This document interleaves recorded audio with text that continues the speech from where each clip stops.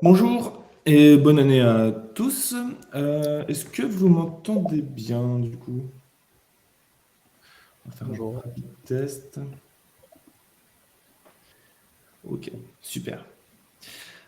Donc aujourd'hui, on va recevoir Thibaut et Hamza qui vont nous parler de comment intégrer CrowdSec dans Kubernetes.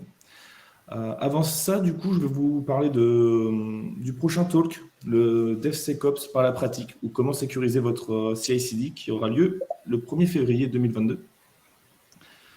Sur cette plateforme. Donc voilà. Donc aujourd'hui, Thibaut et Hamza de la société CrowdSec, qui est aussi partenaire des Talks France DevOps, ainsi que Delia Technologies et Intercloud, sans qui ce talk ne pourrait pas avoir lieu. Donc on remercie ces trois partenaires. Donc avant, pour préparer le bon déroulement de ce talk, vous avez un chat sur le côté avec un onglet questions. On parcourra les questions du coup à la fin du talk. Donc n'hésitez pas à les poser et vous pourrez aussi voter pour les questions que vous trouvez pertinentes. Donc voilà. Donc, si tout est bon, Thibaut, Hamza, à vous. Merci. Merci Merci. Marc-Antoine. Bonjour à tous. Tac. Donc, bonjour à tous, ravi d'être avec vous aujourd'hui. Aujourd'hui, on va parler de la possibilité d'intégrer CrowdSec dans Kubernetes avec une partie démo. Mais avant de laisser la main à Hamza, je vais réintroduire un petit peu le projet et le pourquoi du comment. Donc, CrowdSec Security est un IDS et un IPS collaboratif. Donc, on distribue un logiciel open source qui vise à permettre aux gens de protéger des infrastructures et ce faisant de partager au sein d'une communauté en fait les signatures des attaques pour les redistribuer automatiquement et par la foule en fait augmenter la sécurité de tout un chacun. Un petit peu sur la genèse du projet, le constat c'est que comme on le dit parfois, sur les sujets cybersécurité, qu'on se met d'un point de vue offensif ou défensif, ce n'est pas uniquement une question de moyens. On voit assez régulièrement des entreprises relativement grandes se faire pirater, parfois sur des attaques qui sont relativement simples. Et on sait tous qu'il s'agit ici uniquement de la partie émergée de l'iceberg. Donc, jeter, comme on dit vulgairement, plus d'argent sur le problème ne le fait pas nécessairement disparaître. Et si on regarde un petit peu le pourquoi et du comment, on a tout d'abord le temps. L'actualité des vulnérabilités le montre très régulièrement, mais le délai entre la publication d'une vulnérabilité et d'un exploit weaponisé versus le délai entre la publication de cette même vulnérabilité et l'application des correctifs sur les systèmes en production se trouve généralement à l'avantage d'attaquants. Je pense que assez récemment, on l'a tous vu avec Log4j et un certain nombre d'entre vous ont peut-être passé des nuits un peu compliquées. Ensuite, il y a le périmètre. Alors, on pourrait parler effectivement de la crise sanitaire actuelle, mais même sans parler de cette crise sanitaire actuelle, avec les nouvelles architectures, que ce soit Cube, comme on va le voir aujourd'hui, de manière plus générale, tout ce qui est cloud public, architecture serverless, etc. L'analogie du château fort, parfois pratiquée dans la décennie précédente par les DSI, d'avoir un grand firewall à l'extérieur du réseau qui protège tout, est quelque chose qui devient de moins en moins viable, d'autant plus que ce même firewall, bien sûr, n'est pas nécessairement efficace, puisque si on reprend encore une fois l'exemple d'un Log4j, les vulnérabilités se retrouvent sur des services qui ont vocation à être exposés sur Internet. Et enfin, l'argent, puisque on le disait dans le slide précédent, mais les moyens engagés par les attaquants sont souvent relativement dérisoires par rapport aux moyens nécessaires pour défendre les mêmes infrastructures. Et encore une fois, la balance est avantage d'attaquant. Effectivement, comme on le rappelait, de plus, l'approche classique du firewall n'est pas nécessairement nécessaire. Donc, l'idée est ici, en fait, d'avoir une approche qui est collaborative. On fait parfois le parallèle avec Waze de la partie IP réputation, c'est-à-dire que CrowdSec ou CrowdSecurity est un logiciel open source sous licence MIT qu'on distribue, qui, pour ceux d'entre vous qui connaissent Fail2Ban, en partage un certain nombre d'aspects, mais qui va donc permettre de détecter des attaques sur des infrastructures exposées publiquement, de protéger ces mêmes infrastructures, et ce faisant, si jamais les gens ne décident pas de désactiver la fonctionnalité, tout simplement d'envoyer lorsqu'ils bloquent une attaque, l'adresse IP qu'ils ont décidé de bloquer, le timestamp et le nom du scénario. Nous, de notre côté, cette donnée, elle est retraitée pour éliminer tout ce qui est faux positif, poisoning, etc. Et c'est là que se trouve le réel enjeu du projet. Et redistribuer, une fois qu'on est certain qu'une adresse IP est malveillante, cette DER va se retrouver à la communauté, aux personnes qui sont concernées, qui ont les mêmes scénarios d'activer. Et c'est la manière dont le projet est organisé, à savoir que ce logiciel open source permet à tout un chacun de se défendre et l'effet de foule, donc The Crowd, permet d'augmenter globalement le niveau de réputation puisqu'on redistribue les adresses IP malveillantes en partant du principe que souvent l'adresse IP pour réaliser des attaques est une des ressources qui, du point de vue de l'attaquant, est en quantité finie et coûte de l'argent à acquérir. Donc, de manière plus concrète, la manière dont le logiciel marche, c'est que on va acquérir des logs. Donc, quand on parle de logs, ça peut être un de manière assez classique des logs d'un journal, d'un service web ou autre. Mais en vrai, il s'agit de plus ou moins n'importe quel flux d'informations dans lequel on va être capable de détecter des patterns d'attaque. Ces logs, ils peuvent être récupérés depuis un fichier plat de manière assez classique, mais ils peuvent être récupérés depuis Splunk, depuis Kinesis ou CloudTrade, depuis JournalD. Bref, un certain nombre de sources d'acquisition sont disponibles. Et ces logs, pour pouvoir être traités et détecter dedans des patterns d'attaque et y remédier, ils vont être normalisés avec des parseurs et enrichis, par exemple géolocalisation, etc., avant d'être confrontés à des scénarios. Et c'est là où l'aspect communautaire commence déjà à prendre le pas, puisque tous ces parseurs, ces scénarios, etc., se retrouvent sur un hub un peu à l'instar d'un Docker Hub ou d'un Ansible Galaxy, et donc sont très largement ouverts à contribution et aussi sous licence MIT. À ce stade-là, on a pu détecter dans nos logs une attaque qu'on désire endiguer, par exemple sur un service web. Et c'est là où on commence à avoir un parti pris, c'est qu'on a la conviction qu'il faut décorréler la détection de la rémédiation, c'est-à-dire qu'on ne bloque généralement pas là où on va détecter.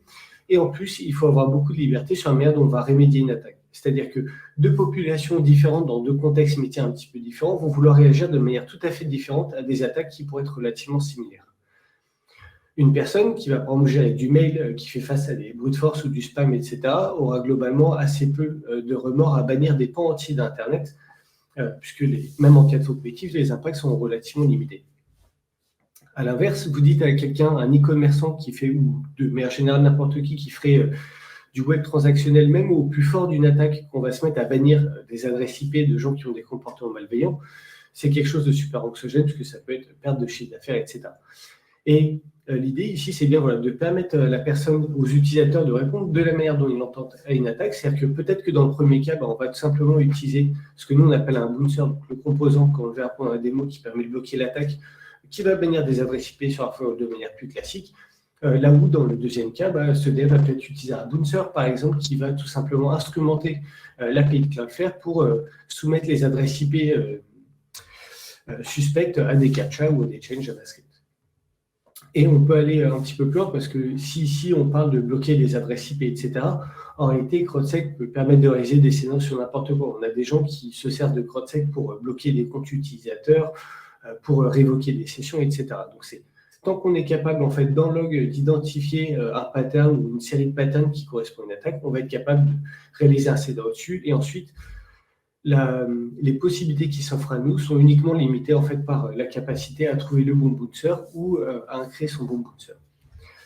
Donc, à ce stade-là, on a réussi uniquement en s'appuyant sur le logiciel open source à détecter et à endiguer une attaque localement. Et c'est là, en fait, que se trouve un petit peu la pierre angulaire du projet, puisque une fois que ça s'est fait, sauf si on décide de le désactiver, le logiciel va envoyer l'adresse IP qu'on vient de bloquer, le nom du scénario pour lequel on l'a bloqué et le timestamp chez nous, donc CrowdSec. Et ces données sont retraitées, donc, comme je le disais un petit peu plus tôt, pour éliminer les faux positifs et surtout adresser les éventuelles tentatives de poisoning, avant d'être redistribuées à l'ensemble de la communauté. Et là, quand on dit redistribuer à l'ensemble de la communauté, c'est un des points qui est important, c'est-à-dire qu'on va redistribuer aux utilisateurs les listes des adresses IP qui sont susceptibles de les attaquer basées sur les scénarios qu'eux-mêmes ont activés. Par exemple, si jamais j'ai un site sous Linux avec un service web, WordPress, etc., je vais recevoir en fait en permanence des listes d'adresses IP qui sont susceptibles de m'attaquer sur mon WordPress parce qu'on les a vus réaliser des attaques similaire ou de manière plus générale sur du HTTP ou sur les autres services que j'ai pu exposer. Mais je ne recevrai pas, par exemple, les listes des adresses IP qu'on voit réaliser du brute force remote desktop. Donc, si on prend un petit peu de recul, donc ici, il y a la question qui peut se poser assez naturellement des sujets de monétisation. Donc, c'est un logiciel qui est open source. Ici, quand on dit open source, c'est licence MIT, donc c'est vrai open source. Toute la partie hub aussi, etc., est sous licence MIT. Et nous, nos ambitions d'un point de vue monétisation, c'est vraiment l'accès à ce qu'on appelle la partie CTI, donc Cyber Threat Intelligence, pour les gens qui ne veulent pas y contribuer. Donc, on va rentrer maintenant un petit peu plus dans le vif du sujet et l'adaptation justement de CrowdSec dans Kubernetes avant de passer la main à Hamza. Donc, comme expliqué un petit peu plus haut, je ne sais pas si on voit mon curseur. Oui. CrowdSecurity, en fait, est composé de plusieurs composants. Des gens qui vont faire des setups simples sur une seule machine, sur une VM, par exemple, on ne verra pas forcément les détails, mais dans le cadre ici d'une intégration en cube, c'est important. On a en fait l'agent, donc c'est lui qui va faire vraiment le gros du travail, le heavy lifting. Il va lire les logs, il va les parser, il va les enrichir, il va les normaliser, il va les confronter à des scénarios pour être capable de générer des alertes. Par exemple, l'adresse IP 123 vient de réaliser un brute force SSH. Il va passer cette alerte à ce qu'on appelle l'API locale. Et l'API locale, elle a plusieurs fonctions. Elle a pour fonction principale de transformer une alerte en décision, et par exemple de dire, d'après les règles que l'utilisateur a établies, brute force SSH, c'est 4 heures de ban, par exemple, là où tel scénario, ça pourrait être d'autres types de rémédiation. Donc, de transformer ces alertes en décisions, et c'est ces mêmes décisions qui seront ensuite consommées par ce qu'on appelle les bouncers, donc le composant qui est réellement en charge d'appliquer une rémédiation suite à une attaque. Il va exister globalement deux grands types de bouncers. Des bouncers qui vont être ce qu'on appelle en rupture, comme par exemple qui vont, dès qu'ils voient une adresse IP qu'ils ne connaissent pas, demander à l'API locale CrowdSec si jamais il faut la bloquer ou pas. Ou alors des bouncers qui sont plutôt en mode polling et qui récupèrent à intervalles réguliers en fait la liste des adresses IP à bloquer et la liste des adresses IP à débloquer.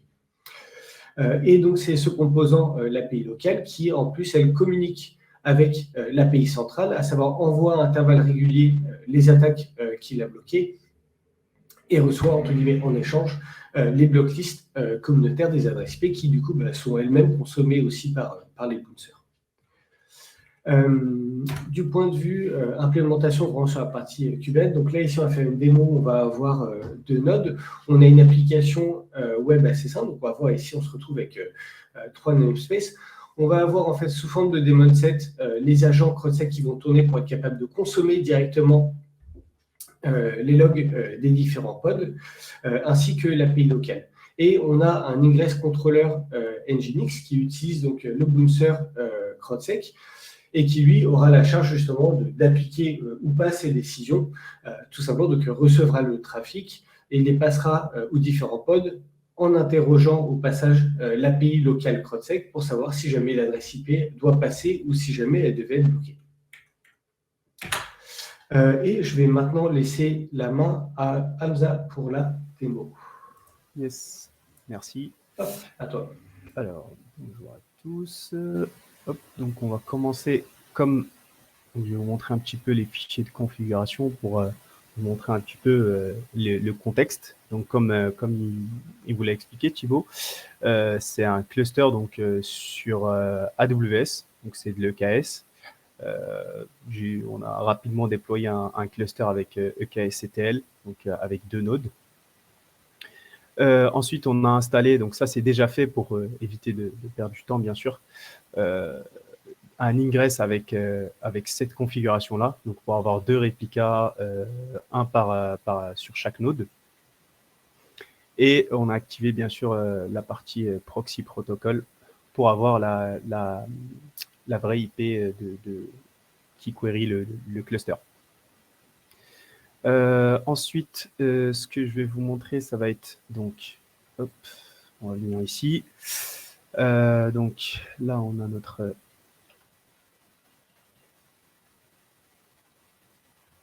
notre ingress qui tourne. Donc là, ce qu'on va faire, c'est qu'on va, hop. Donc, ce qu'il faut faire en amont, et nous, on l'a déjà fait, bien sûr, et d'ailleurs, on a 2 articles sur justement l'intégration de Cube l'intégration CrowdSec dans Cube, qui sont disponibles sur notre site. qu'on vous mettra bien sûr dans le chat plus tard.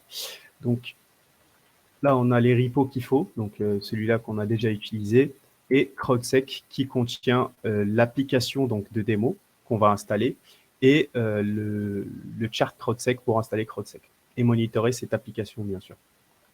Donc là, ce qu'on va faire, c'est installer l'application. Donc c'est un simple Hello World. Hop, donc là, je vais juste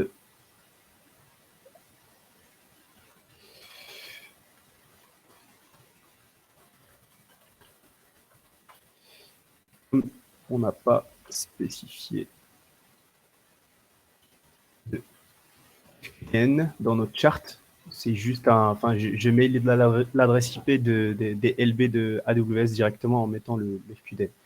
Et là, normalement, si on fait ça, on est censé avoir un Hello World. Et si on fait un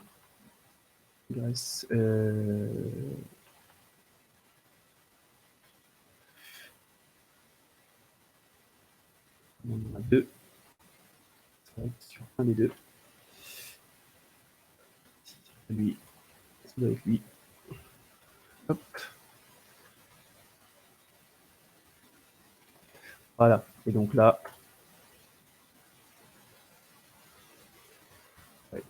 sur le. Peu importe. Voilà. Donc là, on a notre IP. On a réussi à faire notre curl. Donc là, on a bien l'application qui est up and running. Ensuite, donc là, ce qu'on va faire, c'est qu'on va installer donc CrowdSec en utilisant donc des valeurs que je vais vous montrer ici. Donc en gros, ce qu'on dit, c'est donc bien sûr pour plus de détails, il faut introspecter tout le chart avec toutes les différentes variables, etc. Mais en gros, on spécifie donc l'agent avec son acquisition et ses variables d'environnement. Donc en disant que on veut monitorer tous les ingress contrôleurs, donc tous les pods qui ont des ingress contrôleurs. Donc là, il suffit de faire du globin sur le namespace ingress nginx. Et en fait, ces spécifications nous permettent de générer le fichier de configuration qu'il faut pour permettre à CrowdSec d'aller process les logs dans chaque node. Donc là, on désactive la Lonane API, donc puisque c'est un agent, et on installe la collection Nginx. Donc c'est une collection qui contient plusieurs différents parseurs qu'on voit dans le hub. D'ailleurs, je pourrais même vous la montrer. Hop, peut-être mieux. Hop. Nginx. Et donc c'est une collection qui va contenir un parseur qui va parser les logs Nginx, dont ceux de l'ingress controller, pardon. Ça supporte les deux, que ce soit un Nginx sur une Debian ou que ce soit l'Nginx d'un ingress controller, ou OpenResty aussi, bien sûr. Et on a une collection qui contient des scénarios. Donc ça, c'est toute la partie dont a parlé Thibaut, tous les scénarios qui nous permettent de détecter les différentes attaques, en général, quand on a un service web installé. Donc voilà, donc là, ce qu'on va faire, c'est qu'on va installer avec Helm notre CrowdSec, en spécifiant bien nos values, en créant bien sûr le namespace parce qu'il n'existe pas. Et du coup, là, on voit que c'est en train d'être créé. Donc, on a bien deux agents parce qu'on a deux nodes. Donc, on a deux agents qui se créent dans chaque node pour processer les logs et une seule API. Là, on va juste faire un...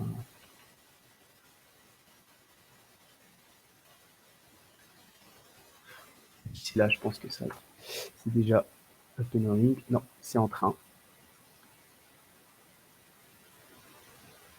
C'est sûrement en train de pull les images.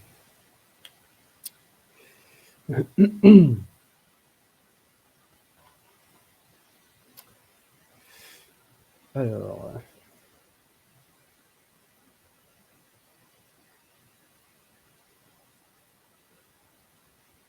c'est un petit peu lent. Alors, qu'est-ce que je pourrais faire en attendant ?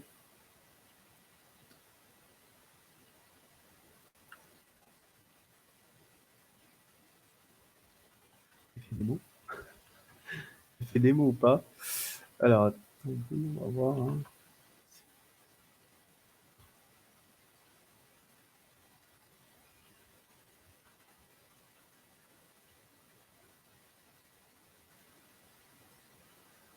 Ça a l'air de... Ah, voilà. Donc, fallait juste attendre un petit peu. Donc, on a bien tous bien sûr, les agents, ils attendent que l'API soit up and running pour pouvoir justement commencer à process et envoyer des informations à la l'API. Donc là, ce qu'on va faire, c'est dans un premier temps lancer une attaque. Donc là, comme on l'a vu ici, on arrive bien à accéder à l'application. Donc là, ce qu'on va faire, c'est lancer un icto ici en même temps pour vous montrer que ça détecte quasiment, la détection se fait en temps réel. Donc là, on va faire ça. Hop. Et normalement, on devrait monitor l'agent, mais ce qu'on va faire, c'est qu'on va voir que c'est l'agent qui envoie l'information à l'API et l'API log aussi les différents événements. Et donc là, on va lancer un Nikto. Donc Nikto, c'est un scanner de vulnérabilité web assez connu. Hein. Hop.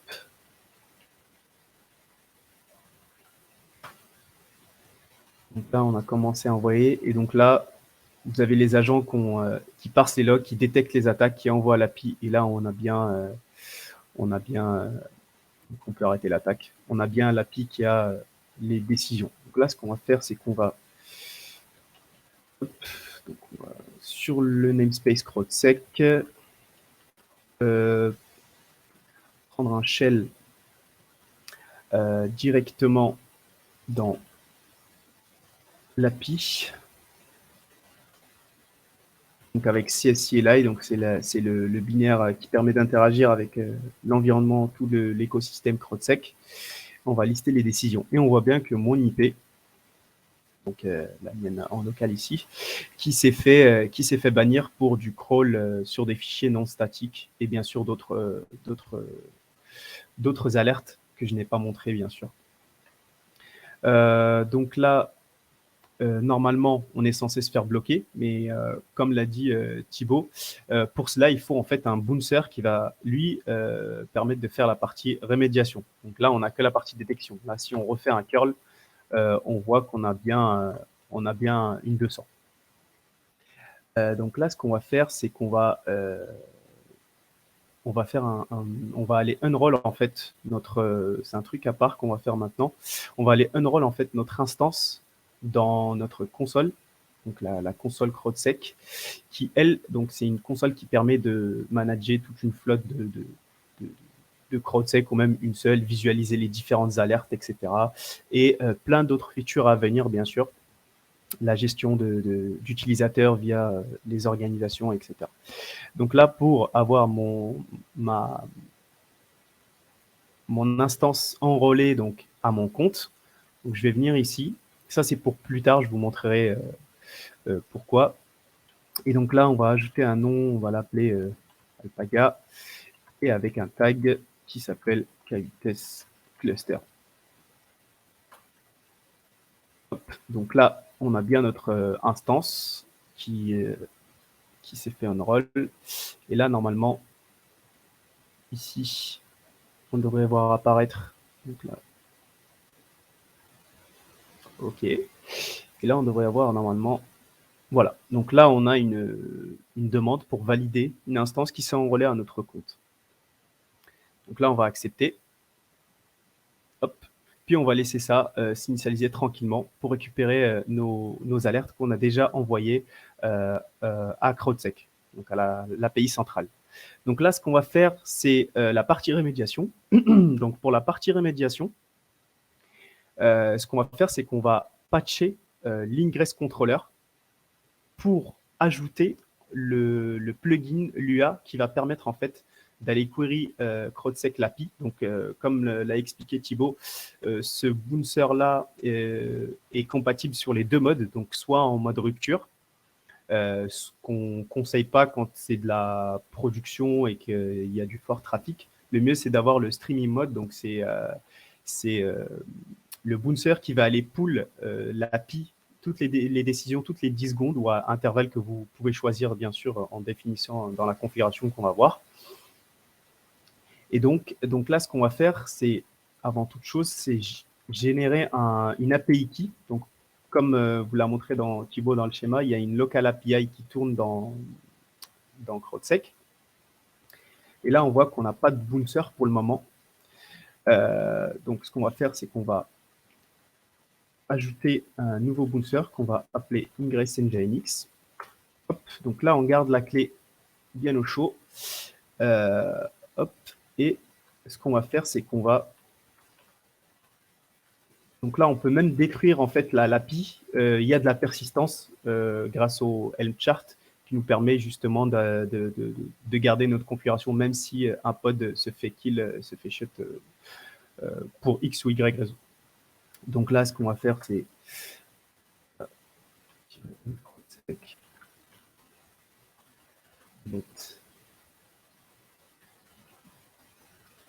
donc là, on va delete l'API.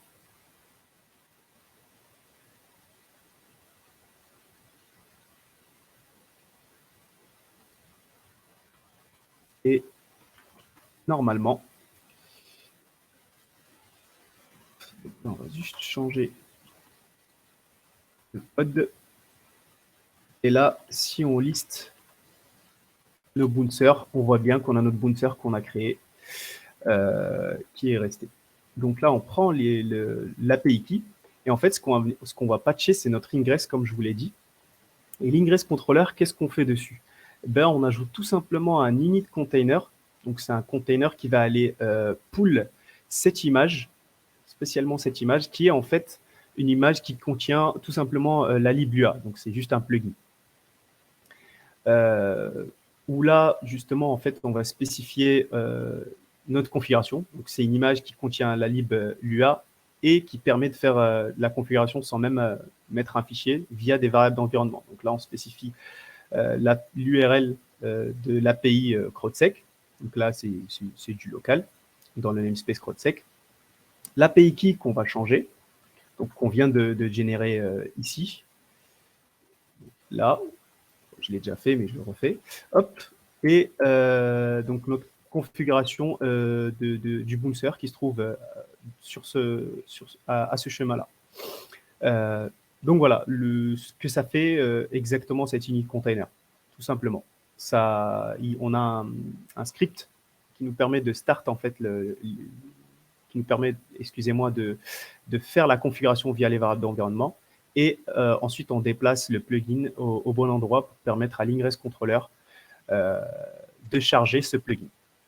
Et donc ici, ça, c'est de la configuration purement du Helm chart de l'ingress controller, Nginx, où on spécifie qu'il y a un nouveau plugin qui s'appelle CrowdSec. Et ça, c'est pour le shared dict qui est utilisé par la lib Lua. Voilà, donc là, c'est tout pour ce fichier de configuration. Donc, ce qu'on va faire maintenant, c'est... donc là, comme on peut le voir, hein, bien sûr, on refait un test. On a toujours accès parce qu'on n'a pas de bouncer. Et là, ce qu'on va faire, c'est qu'on va upgrade. Donc, on va upgrade notre... on va faire plus simple. On va faire -n ingress ls. Hop. Donc là, on voit notre ingress. Et donc là, ce qu'on va faire, c'est upgrade l'ingress qu'on a avec les valeurs du bouncer, le nom du déploiement et le nom du Helm chart. Hop. Donc là, on a les deux réplicas qui vont commencer à être détruits. Donc, c'est du rolling update. Donc, normalement, il n'y a pas de coupure de service. Donc là, ce qu'on va faire, c'est -n ingressNginx get pods. Et là, on va voir qu'il y a le rolling update qui se fait. Et normalement, normalement, on devrait voir que il y a un intervalle de 10 secondes.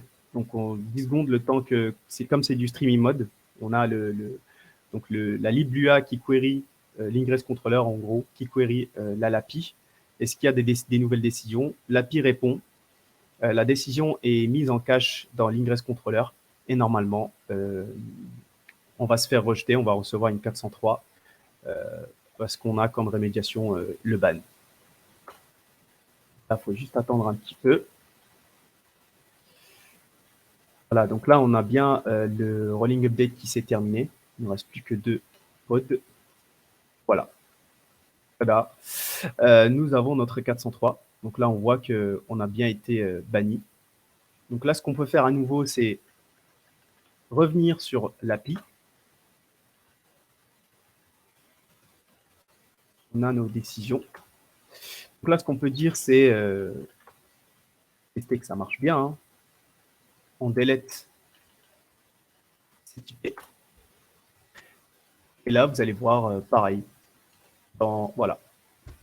Directement, l'intervalle 10 secondes est passé et le bouncer ne contient plus l'IP dans le cache. Et du coup, pardon, on a toujours accès au site.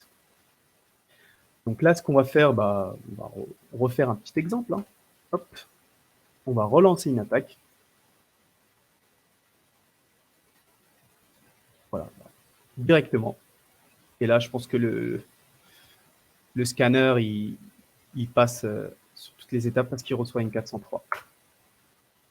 Voilà. Bon, voilà. Ça fait bannir juste après. Donc voilà, et donc là, on voit qu'on a une partie détection et remédiation sur un cluster cube. Et donc la partie intéressante aussi, c'est comment visualiser ces alertes. Alors, il y a 2 moyens pour visualiser ces alertes, dont une que je vais vous montrer maintenant, qui est la console sur laquelle on s'est enroll tout à l'heure. Donc là, là, on voit qu'on a un agent, 13 scénarios qui sont installés et on a nos 6 alertes. Donc là, il suffit de cliquer sur les alertes. Voilà, comme c'est un nouveau compte. Hop, et là, on peut voir qu'on a des alertes sur cette IP qui est la mienne, qui est attaquée. Et là, on peut filtrer sur cette IP, sur une instance. Donc là, bien sûr, on voit on n'a pas vu, mais on voit mon instance avec les différents tags. Donc, ça nous permet justement de faire des filtres plus ou moins selon nos souhaits. Là, on voit que c'est sur ces 3 scénarios-là qui ont été détectés. Après, voilà, on a nos machines. On voit qu'on n'en a qu'une. Alors, pourquoi on n'en a qu'une? Parce qu'en fait, là, les agents, le Helm chart fait en sorte que tous les agents utilisent les mêmes credentials.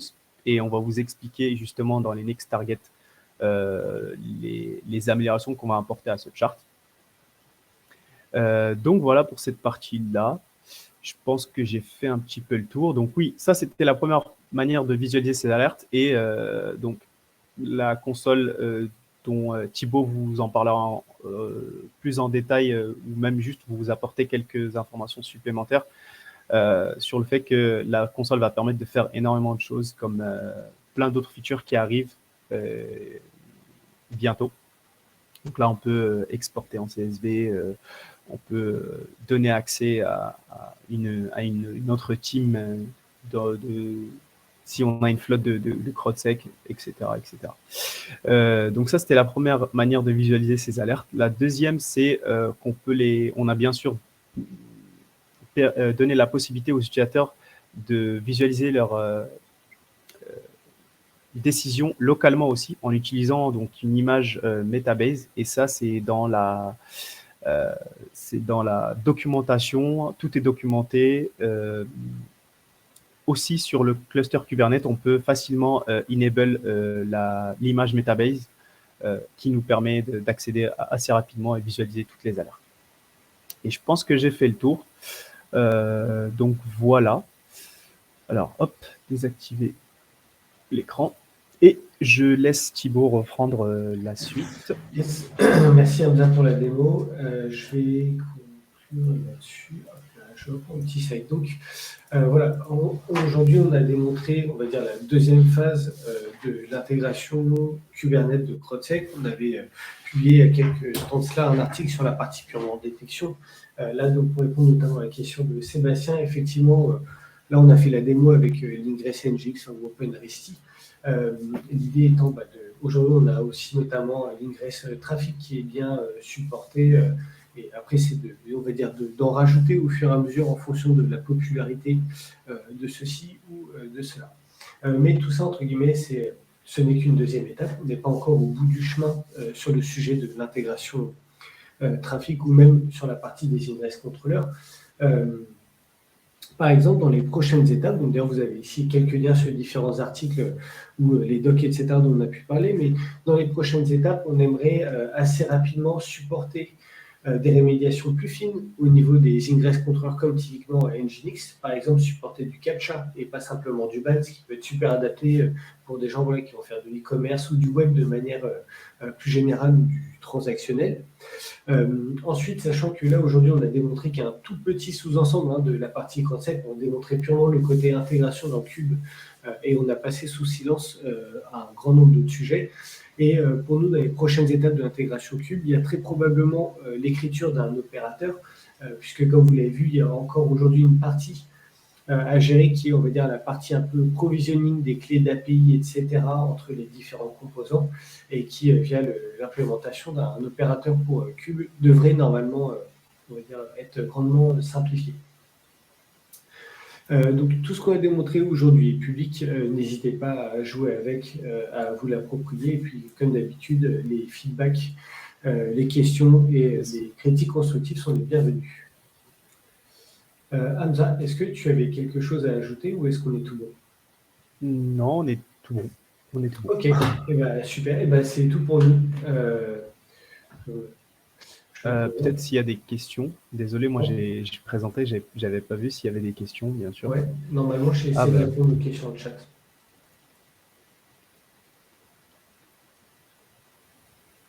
D'accord. Marc-Antoine, je pense qu'on te rend te rend la main.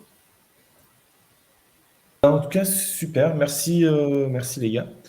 Donc moi, ce que je vous propose, c'est de se retrouver le 1er février pour le DevSecOps par la pratique, ou comment sécuriser votre CI/CD. En tout cas, je vous remercie à tous d'avoir participé à ce talk. Alors, une dernière question. Ah oui, j'avais pas vu la question d'Arthur. Elle vient d'arriver. Okay. Alors, est-ce qu'il a prévu d'implanter des boosters qui parlent directement au CNI? C'est une bonne question. Ouais, je pense que la réponse la plus honnête qu'on peut dire, c'est une bonne question. Aujourd'hui, en tout cas, voilà. on a deux choses encore dans la roadmap. Je pense que pour nous, la vraie prochaine étape sera la partie opérateur pour gérer tout ce qui est provisioning, lifecycle et ainsi de suite. Mais encore une fois, ça, le chez Open Source, donc on avance aussi beaucoup en discutant avec les gens en fonction des suggestions. Donc, si jamais tu as une suggestion là-dessus, un use case en tête, n'hésite pas à nous en faire part et ça serait très possiblement susceptible d'influencer la roadmap.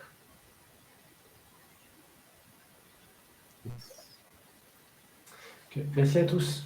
Très bonne journée à vous. Au revoir. Merci. Bonne journée.